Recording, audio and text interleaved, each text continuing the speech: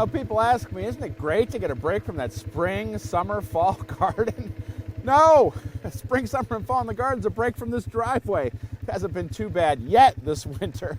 But today we're going to be working mostly inside, but we've got a few things to do on the outside. Follow me! Well, one of my favorite things to do this time of the year is just plan. And I've got this little area here I've been working on. We've got a heptacodium over here, which is this great late blooming shrub with exfoliating bark, a paper bark maple, which I've always wanted. Again, exfoliating bark, just a beautiful tree. And then a Coosa dogwood, this rhododendron, and I'm going to work my way towards that part of the property in adding plants. And this is the time of the year when I have time to think about it. And when there's nothing on the trees, no leaves, it's the bones of the garden, and I'm spending time deciding what's going to go in this spring.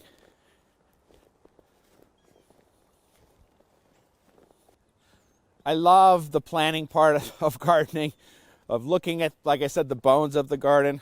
The next thing we're going to look at, though, is one of the most amazing things. Something blooming right now, and it is beautiful. Well, look at this. February in the snow, and our witch hazel is blooming. The deer came in here and ate a bunch of the buds, but there were enough left here to put on a show. And just look at this. Something blooming this time of the year. It is so beautiful, so wonderful. I can't even express it to you. All right, let's get inside. It's too cold out here. Great to be back inside. And today we're going to just make more plants out of our house plants. We're starting off with a Christmas cactus.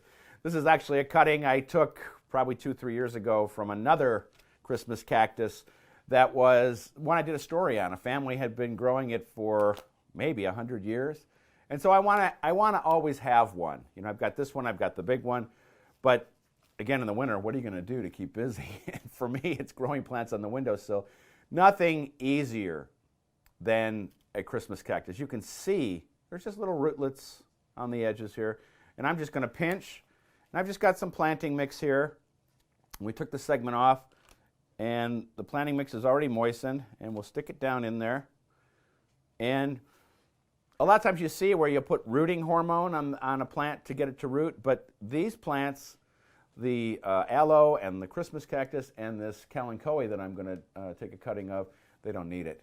All they need is a little bit of moist dirt, and boom, they're going to root for you. And I'm going to make probably 5 or 6 Christmas cactus, and then I'll show you the aloe.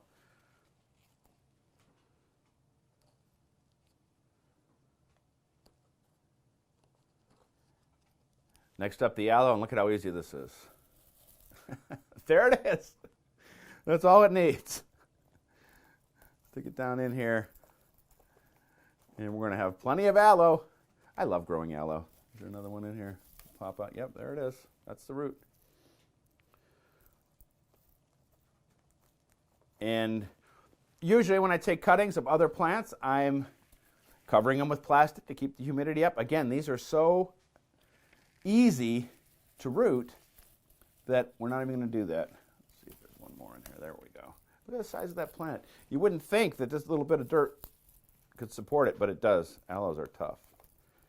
All right, there's that. And then I'm going to put this stuff away, and we're going to do our kalanchoe. Kalanchoe is another easy plant. It's a kind of a succulent, mostly grown indoors, but could be grown outdoors as an annual. But I love them on the windowsill. All right, I'm going to put these guys, that's where they're going, the windowsill. Yeah, you can see the little rootlets on the kalanchoe, and that's where I'm going to cut. These have gotten too leggy, too long. They like a lot of sun, but as I said, they'll do fine on the windowsill, and they'll bloom when they're ready. We'll just snip that right there. I'm going to take off these 2 bottom leaves and just put it in some moist soil, and we've got another kalanchoe. I don't know how much more room I have on the windowsill, so I might be giving these away. There's another one in here. Oh, yeah, here they are. All right. Lots of little rootlets on there. And they're just so happy to root up in a good mix like this. And we can trim them off a little bit so that they'll grow good. I'll probably do the same thing with some herbs. Maybe some oregano, some thyme. It's just fun to have something to do plant-wise. All right, I'm going to finish up here, and then we'll finish up. There's one.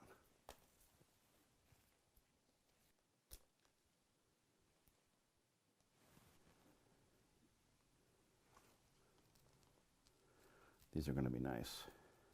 It's fun. All right, let's get this gangly thing onto the windowsill. As the days get longer, hopefully these plants will start to stand up.